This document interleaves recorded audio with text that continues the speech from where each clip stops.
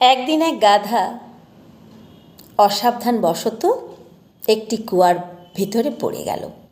বিপদ থেকে রক্ষা পাওয়ার জন্য প্রাণীটি জোরে জোরে ডাক ছাড়ছিল।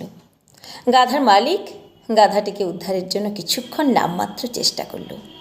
এক পর্যায়ে হাল ছেড়ে দিয়ে লোকটি ভাবল, গাধাটি বুড়ো হয়ে গেছে, একে দিয়ে কোনো কাজ করানো যায় না।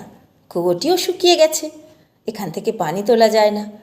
কুয়া থেকে গাধাটিকে তোলার যে খরচ, তাতে লাভের চেয়ে লোকসানই বেশি। অতএব কুয়াটিকে মাটি ফেলে বুঝিয়ে ফেলাই সঠিক সিদ্ধান্ত।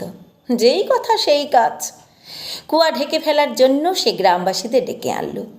তার কথায় সায় দিয়ে সবাই একটি করে কোদাল তুলে নিয়ে কুয়ার মধ্যে ঝটপট মাটি ফেলতে লাগলো। কি ঘটছে বুঝতে পেরে গাধাটি প্রথমে তার স্বরে চিৎকার করল। যে মালিকের জন্য সে সারা জীবন পরিশ্রম করে গেছে, এত কিছু করেছে, সে মালিক তার সঙ্গে আজ এমন আচরণ করছে।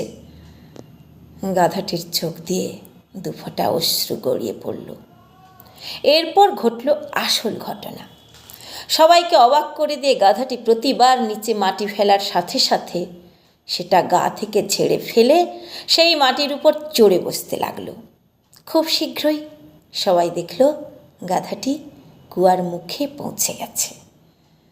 গাধাটি ছোট্ট একটি লাফ দিয়ে কুয়া থেকে বের হয়ে আসলো এবং সে তার মালিকের দিকে ঘৃণা ভরে একবার তাকিয়ে বাকি জীবনটা স্বাধীনভাবে বাঁচার জন্য জঙ্গলের দিকে হাঁটা দিল। স্বাধীনভাবে বাঁচার জন্য গাধা জঙ্গলের দিকে হাঁটা দিল।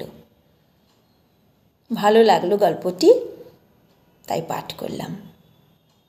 আসলে আপনি যাদের জন্য গাধার মতো খাটছেন, প্রয়োজন ফুরিয়ে গেলে তারাই কিন্তু আপনার থেকে মুখ ফুরিয়ে নেবে। বিপদের দিনে আপনার পাশে দাঁড়ানোর পরিবর্তে আপনার বিপদ যাতে আরও বাড়তে থাকে সেদিকে মনোযোগ দেবে। সুতরাং